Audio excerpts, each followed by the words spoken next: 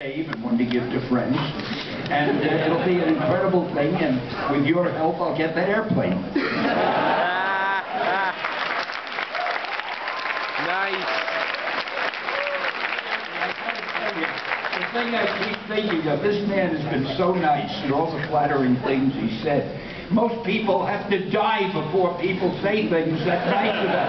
I'm actually listening to it all. It's wonderful. I'm enjoying every minute of this. Keep telling how great I am.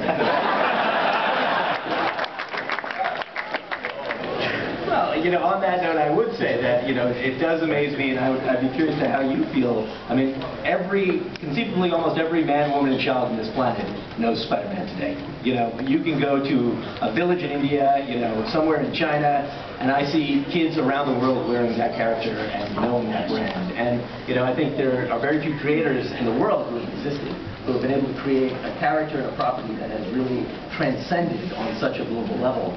And, you know, as you said, to be in your own lifetime and to see that, how does that feel? You notice when he talks that way, I never interrupt. It feels good. Yeah. Yeah, Shakespeare was good too. I get embarrassed, I'm sorry. No, but I do think many of the characters you created when you were at Marvel really dealt with a lot of the contemporary society, the fears and anxieties people had then, whether it was, you know, radioactivity that gave the birth of Spider-Man and all of those heroes, whether it was the civil rights movement that X-Men really kind of was a parallel towards. You know, was that conscious or completely just unconscious? You know, was that really thought through when you tried to tackle the characters? Obviously, you all thought these were just comic strips I was writing, but I was trying to affect society worldwide. Fight the power. I'm one of the world's greatest scientists. I'll give you an example, and you'll understand this. I'll try to keep it simple for the layman. Superman.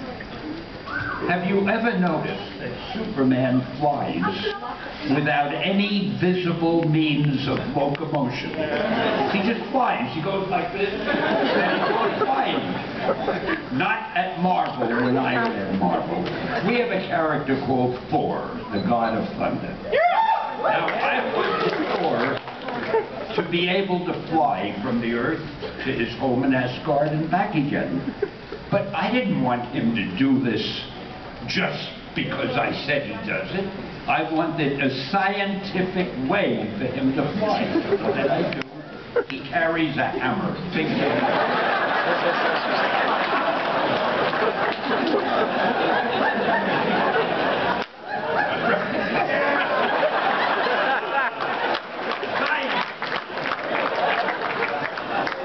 From the bottom of the hammer is a little leather thong.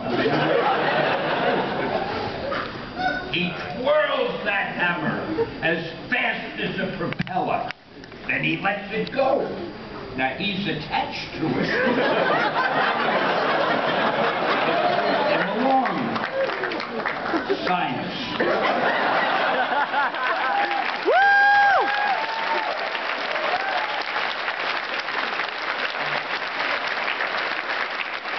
Thank you, science lovers. And that is why you can rest assured whatever you will see in the new Virgin comics will have a solid scientific value. Getting a little worried, I can see that. I want to introduce your airplane that way, you know, with the propeller technique. So I think that's where we should go. You know, but, you know, coming back to that, I do think, you know, one of the things Stan and I had talked about before is that we are living in an increasingly globalized world. A lot of the ideas, the thoughts being exchanged from the east, the west, to the north, the south, wherever you look at it, are happening at light speed through the internet.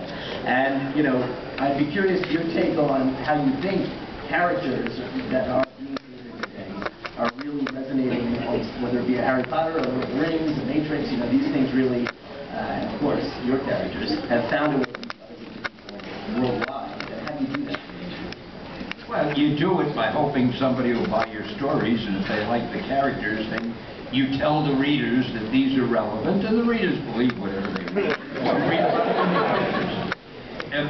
I I think the funniest thing, years ago when I was writing these stories, years ago we had a bullpen that was the size of this table.